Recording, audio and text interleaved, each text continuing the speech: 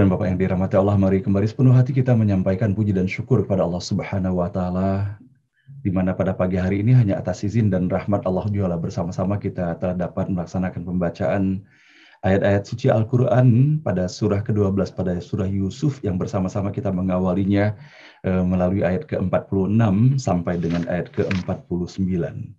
Mudah-mudahan atas segala ikhtiar, kesabaran, dan perjuangan di dalam kita menyiapkan diri dan melaksanakan pembacaan ayat-ayat suci Al-Quran ini, semoga Allah Subhanahu wa Ta'ala semakin membukakan pintu rahmat, barokah, dan hidayahnya untuk kita semua. Amin ya Rabbal Alamin. Nah, Bapak dan Ibu yang dirahmati Allah, atas izin dan rahmat Allah juga pada pagi hari ini kita akan memasuki kembali episode baru dalam kisah terbaik yang disajikan di dalam Al-Quran ini, sebagaimana Allah nyatakan pada ayat ketiga Ahsanul Qasas, bahwa kisah terbaik di dalam Al-Quran tentunya bukan hanya secara emosional yang kita lihat sebagai kejadian pada masa lalu semata, namun sesungguhnya di dalam ayat-ayat yang kita baca ini terdapat sekali pesan-pesan yang sangat kuat untuk kita jadikan sebagai referensi dan jadikan pedoman di dalam menyikapi situasi dan kondisi yang justru kita hadapi pada saat ini sesungguhnya. Sebagaimana yang telah kita lalui dari beberapa episode kehidupan Nabi Yusuf pada ayat-ayat yang sebelumnya, bukankah kita bisa mendapati kejadian-kejadian yang terjadi pada masa Nabi Yusuf itu terjadi pula pada masa sekarang ini. Nah, sehingga mudah-mudahan Bapak dan Ibu atas izin dan rahmat Allah kita benar-benar diberikan kemudahan untuk dapat menyerap hikmah dan pesan yang terkandung di dalam ayat ini agar kita bisa menjadikannya sebagai petunjuk dan lentera penerang jalan bagi kita semuanya, terutama di dalam menyikapi situasi dan kondisi yang kita hadapi di dalam kehidupan kita sekarang ini. Nah, Bapak dan Ibu, sebagaimana yang telah kita dapati bahwa kita telah memasuki episode baru, yaitu bagaimana Nabi Yusuf kini memasuki masa interaksinya, tidak lagi dengan kehidupan keluarga dari Al-Aziz, dan kemudian sudah selesai episode di mana Nabi Yusuf mendapatkan fitnah yang luar biasa dari istri Al-Aziz dan bahkan dari istri-istri pembesar lainnya. Dan kemudian kita telah memasuki pula episode bahwa bagaimana kemudian atas fitnah yang mereka lontarkan dan sampaikan kepada Nabi Yusuf, dan sehingga Nabi Yusuf pun dimasukkan di dalam penjara. Dan kemudian kita bisa mendapati dalam ayat yang sebelumnya betapa ketika Nabi Yusuf dimasukkan di dalam penjara, bersamaan dengannya terdapat dua orang yang notabene mereka adalah merupakan petugas-petugas rumah tangga daripada Raja Mesir pada masa itu. Dan kita bisa mendapati pula bahwa bagaimana mereka serta-merta mendapati bahwa Nabi Yusuf alaihissalam adalah seseorang yang sangat bisa dipercaya. Dan mereka meyakini bahwa Nabi Yusuf adalah seorang yang baik. Sehingga kita bisa mendapati dalam ayat yang sebelumnya bagaimana mereka dengan luasanya menyampaikan kegalauan mereka, rasa penasaran mereka terhadap mimpi yang mereka peroleh dan disampaikan oleh mereka kepada Nabi Yusuf. Dan betapa Nabi Yusuf alaihissalam begitu menghormati meskipun kedua orang itu adalah merupakan orang-orang yang baru dijumpainya. Dan betapa ketulusan hati dan kesantunan Nabi Yusuf disampaikannya jawaban-jawaban atas pertanyaan yang telah disampaikan oleh keduanya. Namun kita bisa mendapati bahwa bagaimana kemudian sikap dan perilaku daripada kedua orang itu yang disajikan di dalam ayat-ayat ini, bahwa betapa setelah Nabi Yusuf demikian baiknya menyampaikan segala sesuatu yang dimintakan oleh mereka. Namun satu pesan dan wasiat yang disampaikan oleh Nabi Yusuf untuk menyampaikan berita Nabi Yusuf itu kepada sang raja apabila kemudian nanti beliau benar-benar terbukti dari apa yang telah ditakwilkan oleh Nabi Yusuf akan menjadi pembantu raja itu, ternyata tidaklah disampaikannya. Sampailah kemudian kita bisa mendapati sebagaimana yang kita dapati dalam ayat 43 sampai dengan ayat ke-45 yang kita baca kemarin. Ketika kemudian sang raja mengumpulkan para stafnya dan menyampaikan mimpinya yang terasa aneh baginya mimpi itu. Dan bagaimana kemudian setelah mimpinya itu disampaikan kepada para stafnya, ternyata mereka pun menganggap bahwa mimpi sang raja itu tidak lebih daripada mimpi yang ngawur semata, tidak ada makna di dalamnya.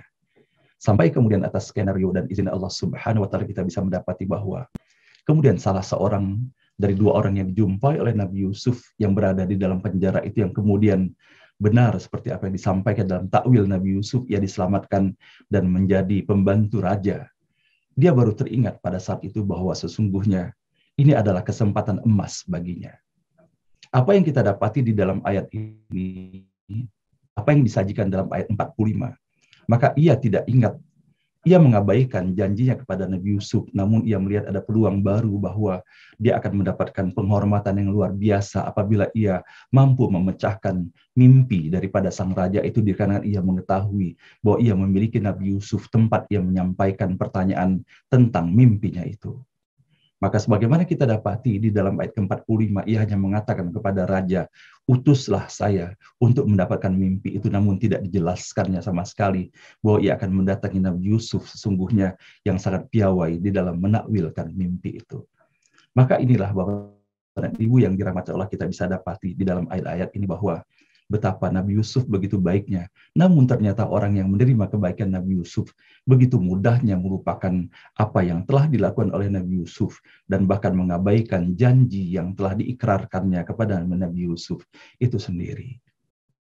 Semoga hal ini menjadi pengingat bagi kita semuanya Bapak dan Ibu, dan kewaspadaan pula. Jangan sampai hal ini terjadi pada diri kita. Apakah kemudian kita yang mendapati orang-orang yang tidak setia dan berkhianat ini, atau sebaliknya na'udzubillah, semoga kita tidak termasuk dalam kategori orang yang berjanji dan kemudian tidak menepati janji itu. Nah, baiklah Bapak Ibu sekalian, kita akan melanjutkan pada hari ini pesan apa saja yang insya Allah kita dapati melalui ayat ke-46 sampai dengan ayat ke-49 pada pagi hari ini. Semoga Allah memberikan kemudahan bagi kita untuk menelusurinya, dan semoga pula Allah menuntun kita dan Allah meridhoi atas apa yang kita dapati pada pagi hari ini. A'udzubillahi minasyaitonirrajim. Aku berlindung kepada Allah Subhanahu wa taala dari godaan syaitan yang terkutuk. Bismillahirrahmanirrahim. Dengan menyebut nama Allah yang Maha Pengasih lagi Maha Penyayang. Ayat ke-46. Yusuf ayyuhas siddiqu aftina fi sab'i baqaratin siman. Fi sab'i baqaratin simani ya'kuluhunna sab'un ijaf wa sab'i sumbulatin khudri wa ukhra yabisat. La'alli arji'u ilan nasi la'allahum ya'lamun.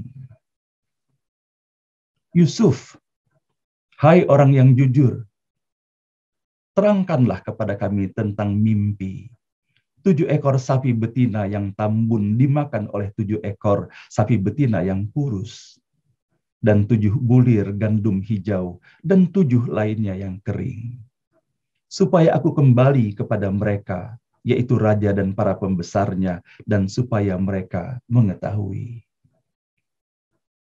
Ayat ke-47. Qala tazra'una sab'a sinina da'aba. Fama hasadtum fazaruhu fi sumbulihi illa qalilan mimma ta'kulun. Maka Yusuf berkata, selama 7 tahun kamu bertanam seperti biasa, dan hasil yang kamu tuai biarkan dalam bulirnya, kecuali sebagian kecil yang kamu makan. Ayat ke-48. Summa ya'ti min ba'di dzalika sab'un shidadu ya'kulna ma qaddamtum lahun illa qalilan mimma tuhsinun. Kemudian setelah itu datang masa kesulitan selama 7 tahun yang akan menghabiskan apa yang kamu simpan terlebih dahulu, kecuali sebagian kecil yang kamu jaga. Ayat ke-49. Tsumma ya'ti min ba'di dzalika 'amun fihi yughathun nas wa fihi ya'sirun. Kemudian setelah itu datang tahun orang mengalami hujan, dan saat itu orang memeras anggur dan minyak. Shadaqallahul azim, maha benar dan maha agung Allah dengan segala firman-Nya. Ibu dan Bapak yang dirahmati Allah, melalui ayat-ayat yang kita baca pada pagi hari ini, dan ketika kita mendapati bagaimana dialog yang terjadi antara seseorang yang pernah diselamatkan oleh Nabi Yusuf dengan disampaikan takwil mimpinya, dan kemudian benar apa yang disampaikan oleh Nabi Yusuf bahwa kemudian ia menjadi pembantu raja itu. Kita bisa mendapati di dalam ayat ini bahwa betapa mudahnya seseorang melupakan atas apa yang telah dijanjikan ketika ada hal lain yang dianggapnya lebih menjadi prioritas untuk kepentingan dirinya. Sebagaimana kita dapati di dalam ayat ini. Dan bahkan sejak pertama pun kita bisa mendapati bahwa sesungguhnya kedua orang yang dimasukkan ke dalam penjara bersama Nabi Yusuf ketika itu, dengan segala kebeningan tanpa persepsinya hati kecil mereka, dan kemudian dihantarkan melalui lisan mereka, mereka sudah mengatakan bahwa Nabi Yusuf adalah orang yang suka berbuat baik. Maka pada hari ini kita bisa mendapati bagaimana ekspresi spontan yang disampaikannya ketika ia berjumpa kembali, ketika ia dengan leluasa bisa menjumpai Nabi Yusuf di penjara itu. Tentunya kalau saat kita membayangkan situasi dan kondisinya bahwa orang yang dimaksud ini sudah menjadi pembantu raja, maka tentunya betapa leluasa baginya dengan menggunakan kekuasaan dan kedekatannya dengan raja itu untuk memasuki penjara itu. Dan kita dapati ekspresi yang disampaikannya, Yusuf wa ayyuhas siddiq. Yusuf, orang yang jujur. Maka kita mendapati pada hari ini bagaimana Allah menyampaikan kepada kita semuanya. Karakter Nabi Yusuf selain daripada orang yang selalu berbuat baik, dan dengan segala kesantunan dan kesabaran yang telah kita dapati di dalam ayat-ayat yang sebelumnya, maka Allah mengajarkan sebuah nilai kepada kita pada hari ini, yaitu as-siddiq. Itu orang yang jujur, orang yang selalu berkata benar sesuai dengan apa yang ada dalam pikiran dan apa pula yang di dalam hatinya. Selaras dan serasi semuanya. Itulah as-siddiq. Dan kita bisa mendapati bahwa dari apa yang disampaikan oleh staf raja ini, sesungguhnya kalau seandainya ia berbicara nurani, maka sepatutnya ia akan meminta maaf terlebih dahulu kepada Nabi Yusuf bahwa ia tidaklah menepati janjinya. Namun bayangannya bahwa apabila ia bisa menyampaikan takwil mimpi itu kepada raja, sementara pembesar-pembesar yang lain yang berada di seputar raja sudah menyatakan, sebagaimana disampaikan pada ayat ke-44 bahwa mimpi sang raja itu adalah mimpi yang kacau, mimpi yang ngawur, yang tidak berarti sama sekali.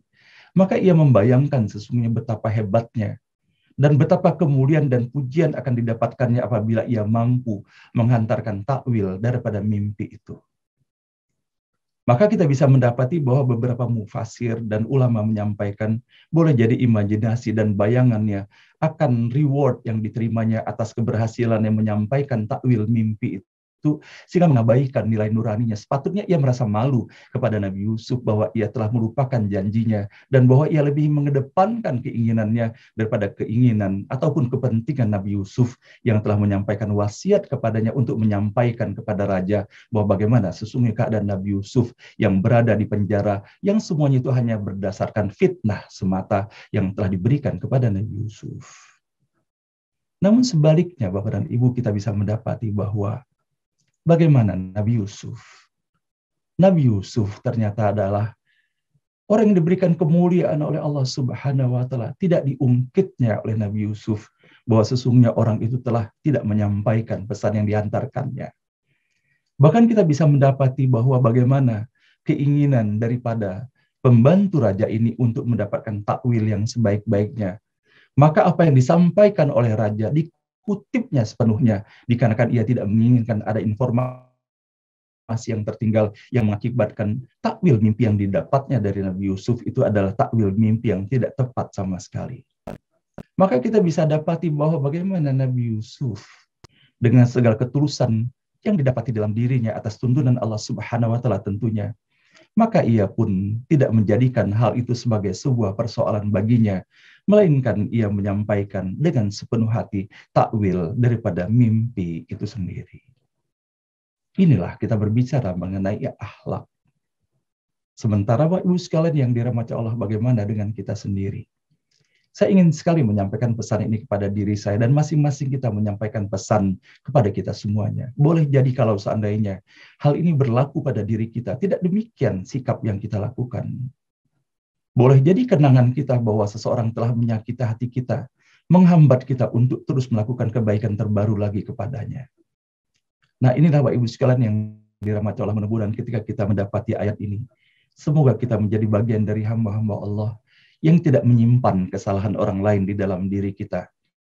Dan kita memberikan ruang, membukakan pintu maaf seluas-luasnya, sehingga mudah-mudahan dengan demikian kita menjadi pribadi yang bahagia secara hakiki di dalam kehidupan ini tanpa harus menyimpan keburukan dan kesalahan orang lain di dalam diri kita. Dan berikutnya pada hari ini, Bapak Ibu sekalian yang dirahmati Allah, diawali dengan apa yang kita baca pada ayat ke-43.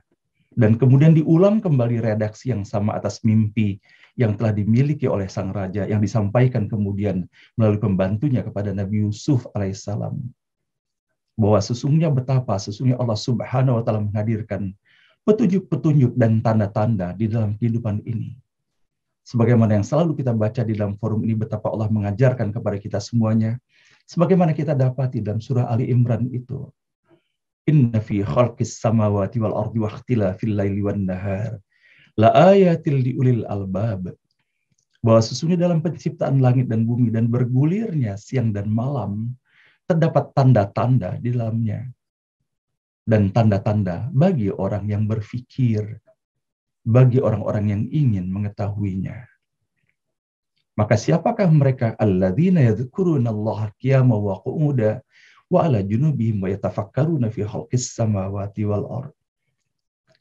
Maka tanda-tanda itu hanya berlaku dan hanya bisa dibaca oleh ulil albab, yang dimana ulil albab itu disebutkan kriterianya oleh Allah, yaitu adalah alladzina yadhkurunallah, adalah orang-orang yang selalu ingat Allah dan menjadikan Allah sebagai pusat orientasinya dalam seluruh aktivitasnya. Maka kebenaran yang dilekatkan dan disematkan di dalam dirinya hanya apabila ia yakin bahwa kebenaran itu datangnya dari Allah Subhanahu wa Ta'ala. Tidak akan dikatakannya segala sesuatu, melainkan ia yakin bahwa ketika yang disampaikannya tersebut adalah kebenaran dari Allah Subhanahu wa Ta'ala. Dan tidak cukup dengan itu. Wa yatafakkaruna fi khalqis samawati wal ardh. Dan kemudian ia memikirkan atas segala sesuatu yang Allah hamparkan di dalam kehidupannya. Baik yang berada di dalam dirinya ataupun yang berada di seputarnya. Dikarenakan ia memahami benar bahwa semuanya itu tidak mungkin Allah ciptakan kalau bukan merupakan petunjuk dan marka-marka, simbol-simbol yang Allah jadikan sebagai petunjuk bagi kita agar kita selamat dalam perjalanan kehidupan di alam dunia ini. Maka inilah yang kita dapati bahwa Allah hadirkan sebetulnya petunjuk itu kepada sang raja. Namun, dikarenakan boleh jadi ketidakdekatannya kepada Allah, ketidakfahamannya akan hakikat keberadaan dirinya, sehingga apa yang dihadirkan di dalam mimpinya itu menjadi sia-sia semata bagi dirinya sendiri. Maka kemudian Allah menunjukkan dan mengajarkan kepada kita semuanya bahwa melalui Nabi Yusuf, Allah mengajarkan bahwa Nabi Yusuf adalah seorang visioner. Dan bagaimana pula melalui ayat ke-47 ini Allah mengajarkan kepada kita bahwa kita tidak hanya berpikir untuk hari ini, tetapi kita harus berpikir untuk hari esok. Dengan menabung, dengan menyiapkan diri sebaik-baiknya. Betapa kemudian pada akhir kisah ini kita akan mendapati bahwa kemakmuran dihadirkan pada masyarakat dan bangsa Mesir ketika itu dikarenakan mengikuti atas apa yang telah disampaikan oleh Nabi Yusuf alaihissalam melalui takwil mimpinya. Maka sepatutnya Bapak Ibu sekalian yang dirahmati Allah, selain kita berbicara mengenai akhlak, kepribadian dan keteladanan Nabi Yusuf alaihissalam, bahwa bagaimana di dalam ayat ini Allah memberikan pembelajaran kepada kita semuanya, tidak hanya berpikir untuk hari ini, tetapi berpikir pula untuk hari esok kita. Sebagaimana Allah menyampaikan pada kita semua, ya ayyuhalladzina amanu taqullaha wal tanzur nafsum ma qaddamat lighad wattaqullah. Maka Allah telah menyampaikan kepada kita semuanya bahwa bagaimana kita menyiapkan hari ini untuk persiapan hari esok kita. Dan bagaimana ketika Allah berbicara mengenai penyiapan hari esok ini, Allah mengapit perintah itu. Mohon maaf Bapak dan Ibu, terjadi gangguan pada jaringan internet sehingga saya termental beberapa menit tadi. Nah, kita bisa mendapati Bapak dan Ibu bahwa bagaimana Allah mengajarkan kepada kita semuanya bahwa kita tidak hanya berpikir hari ini. Kita harus menabung, inilah yang diajarkan di dalam ayat ini. Dan betapa kita mendapati di dalam ayat ini bahwa tidak kita habiskan semuanya itu untuk konsumsi, melainkan cukuplah sedikit saja yang kita konsumsi, melainkan diperbanyak itu adalah untuk tabungan kita. Maka sesungguhnya Bapak Ibu sekalian yang dirahmati Allah bahwa tidak ada seorang pun yang mengetahui bagaimana hari esok. Maka disinilah Allah mengajarkan kepada kita semuanya orientasi masa depan.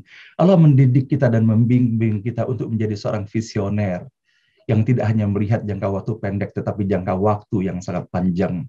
Maka tentunya ketika kita berbicara mengenai masalah tabungan ini, kalau misalnya kehidupan yang kita sadari bahwa sangat singkat perjalanan kehidupan kita di dunia ini dan kita sudah mendapati bahwa bagaimana satu persatu orang-orang terdekat kita telah kembali kepada Allah. Maka pada hakikatnya kita tinggal menunggu giliran saja kapan kita kembali kepada Allah. Namun bagaimana apabila kita serius menyiapkan segala sesuatu dalam kehidupan dunia ini, adakah kita dan sudah kita menyiapkan tabungan kita untuk perjalanan kehidupan akhirat kita nanti? Apabila kita bisa mendapati sampai dengan akhir daripada perjalanan kisah yang disajikan dalam surah Yusuf ini bahwa bagaimana kesejahteraan yang didapati pada bangsa Mesir atas apa yang telah mereka lakukan dengan mereka menabung selama 7 tahun itu, maka semoga kita pun mendapatkan kesejahteraan bukan hanya dalam kehidupan dunia, namun kebahagiaan pula dalam kehidupan akhirat kita dengan kita berlelah-lelah dulu sekarang ini menyiapkan tabungan kita untuk perjalanan kehidupan akhirat kita nanti. Nah, berikutnya Bapak Ibu sekalian yang dirahmati Allah, ada hal pula yang menarik ketika kita membaca di dalam ayat-ayat ini. Bahwa Allah menggambarkan tidak hanya dalam bentuk ternak, bahwa bagaimana 7 ekor sapi yang kurus itu bisa memakan 7 ekor sapi yang gemuk, dan bagaimana kemudian Allah gambarkan pada bagian berikutnya bahwa 7 tangkai daripada dedaunan gandum yang kering itu bisa memakan 7 tangkai, 7 bulir gandum yang gemuk itu. Sesuatu yang tidak mungkin rasanya. Namun inilah Allah Subhanahu wa Ta'ala menyampaikan bagi kita semuanya segala sesuatu yang tidak mungkin dalam pandangan manusia ketika Allah Subhanahu wa Ta'ala menghendakinya, maka apapun bisa terjadi. Inilah Bapak dan Ibu yang dirahmati Allah, semoga hal ini memberikan pembelajaran pula bagi kita semuanya. Jangan sampai terjadi pada kita semuanya apa yang berlaku pada para pembesar, pada kroni-kroni dan orang yang berada dalam lingkaran sang raja itu. Mereka tidak paham, mereka hanya menganggap remeh mimpi itu, padahal sesungguhnya di dalam sesuatu yang mereka anggap tidak berarti itu terdapat pesan yang sangat luar biasa.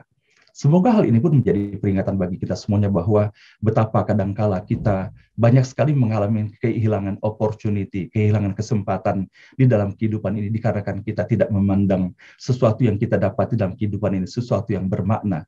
Kita meremehkannya, kita merendahkannya, padahal sesungguhnya di balik itu semuanya terdapat pesan-pesan yang sesungguhnya apabila kita paham akan sangat bermakna dan bermanfaat bagi kita semuanya. Termasuk pula kita bisa banyak sekali mendapati dalam kehidupan sehari-hari, dalam silaturahim misalnya. Banyak kadang-kala kita mendapati orang mengabaikan seseorang, tidak memandang seseorang, sementara ia tidak mengetahui bahwa sesungguhnya kehidupannya dan kehidupan orang lain akan terus bergulir dan berjalan di dalam kehidupannya.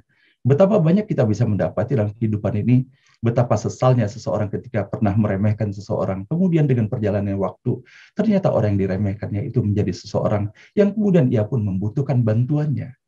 Sebagaimana kita pula akan mendapati dalam kisah Nabi Yusuf ini, bahwa bagaimana saudara-saudaranya tidak hanya meremehkan dan menghina Nabi Yusuf, bahkan menzaliminya. Namun pada akhir kehidupannya nanti kita akan bisa melihat bahwa bagaimana justru mereka memerlukan bantuan dari Nabi Yusuf alaihissalam. Dan kemudian hal yang menarik Bapak Ibu sekalian sebagai bagian akhir dari apa yang disampaikan dalam forum pada pagi hari ini, betapa di dalam ayat ini kita mendapati bagaimana digambarkan dalam mimpi itu adalah 7 ekor sapi yang gemuk, dan terdapat pula 7 ekor sapi yang kurus. Terdapat pula 7 tangkai gandum yang subur, dan terdapat pula 7 tangkai gandum yang kurus. Maka begitu banyaknya sesungguhnya penggunaan kata 7 ini yang terdapat di dalam Al-Quran. Dan hanya Allah yang mengetahui pesan-pesan apakah yang terdapat di balik angka 7 ini sendiri. Yang jelas Bapak Ibu sekalian, banyak sekali terdapat pesan yang terdapat di dalam Al-Quran dari apa yang disebutkan dalam angka 7 ini. Maka bersama-sama kita menjadikan pada hari ini bukan suatu hal yang sia-sia ketika Allah hadirkan angka 7 yang disebutkan berulang-ulang pada ayat ke-43 dan ayat ke-46 yang kita baca pada pagi hari ini. Maka bersama-sama kita menggunakan jendela angka 7 ini untuk mendapati pesan-pesan apa yang Allah hadirkan bagi kita semuanya di dalam Al-Quran. Maka di dalam Al-Quran Bapak dan Ibu Allah menyebutkan pada surah kedua ayat ke-29, dialah Allah yang menciptakan segala apa yang ada di bumi untukmu. Kemudian dia menuju langit, lalu dia menyempurnakannya menjadi 7 langit. Dan dia maha mengetahui segala sesuatu. Begitupun kita bisa mendapati dalam ayat ke-26 pada surah yang sama Al-Baqarah. Perumpamaan orang yang menginfakkan hartanya di jalan Allah, seperti sebutir biji yang menumbuhkan 7 tangkai. Pada setiap tangkai ada 100 biji. Allah melipat gandakan bagi siapa yang dia kehendaki. Dan Allah maha luas, maha mengetahui. Maka kita bisa mendapati lagi pada hari ini bagaimana Allah menggambarkan amal kebaikan yang kita lakukan semata-mata karena Allah Subhanahu wa Ta'ala, digambarkan kembali ganjar yang Allah berikan kepada kita semuanya, dan kembali Allah menggunakan simbol yaitu melalui 7 tangkai gandum yang kemudian pada tangkai itu terdapat 100 bulir, 100 biji itu sendiri. Dan begitu pun kita bisa mendapati bahwa bagaimana di dalam ayat ke-43, ayat ke-47, dan kemudian pada surah Yusuf, dan juga terdapat pada surah ke-23 Al-Mu'minun ayat ke-17. Dan sungguh kami telah menciptakan 7 lapis langit di atas kamu, dan kami tidaklah lengah terhadap ciptaan kami. Dan kemudian begitu pun pada surah Fussilat, surah 41 ayat ke-12. Lalu diciptakannya 7 langit dalam 2 masa, dan pada setiap langit dia mewahyukan urusan masing-masing. Kemudian langit yang dekat dengan bumi kami hiasi dengan bintang-bintang, dan kami ciptakan itu untuk memelihara. Demikianlah ketentuan Allah yang maha perkasa, maha mengetahui. Dan sebagaimana kita dapati dalam surah populer yang selalu kita baca, surah Al-Mulk, pada ayat ketiga, Alladzi khalaqa sab'a samawatin tibaqa ma tara fi khalqir rahmani min tafawut farji'il basara hal tara min futur. Yang menciptakan 7 langit berlapis-lapis, tidak akan kamu lihat sesuatu yang tidak seimbang pada ciptaan Tuhan yang maha pengasih. Maka lihatlah sekali lagi, adakah kamu lihat sesuatu yang cacat? Dan terakhir saya ingin membacakan atas apa yang kita dapati di dalam surah Nuh, surah ke-71 ayat 15. Kembali Allah menyampaikan, Alam taro kaifa khalaqallahu sab'a samawatin tibaqa. Tidakkah kamu memperhatikan bagaimana Allah telah menciptakan 7 langit berlapis-lapis? Nah, inilah Bapak Ibu sekalian yang dirahmati Allah, dan sebagai penutupnya rasanya tidak lengkap apabila kita tidak membacakan ayat ini. Nusabbihu lahus samawatus sab'u wal ardu wa man fihin wa in min syai'in illa yusabbihu bihamdihi walakin la tafqahuna tasbihahum innahu kana haliman ghafura. Langit yang 7, bumi dan semua yang ada di dalamnya bertasbih kepada Allah. Dan tidak ada sesuatu pun melainkan bertasbih dengan memujinya. Tetapi kamu tidak mengerti tasbih mereka. Sungguh dia maha penyantun, maha pengampun. Dan inilah kita dapati pada surah Al-Isra, pada surah ke-17, ayat ke-44. Sadaqallahul azim, maha benar dan maha agung Allah dengan segala firman-Nya.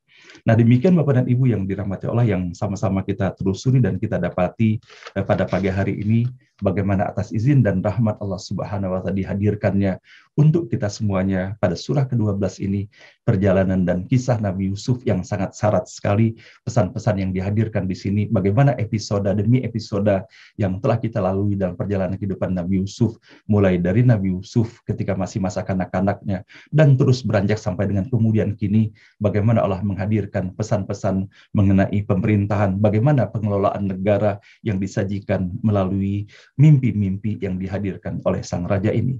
Mudah-mudahan melalui pesan-pesan yang disampaikan dalam ayat ini, Allah Subhanahu wa Ta'ala memberikan peluang kepada kita untuk dapat menyelami lebih jauh lagi, sehingga pesan-pesan ini secara paripurna dapat kita fahami dan menjadi pedoman dalam pelaksanaan kehidupan kita sehari-hari.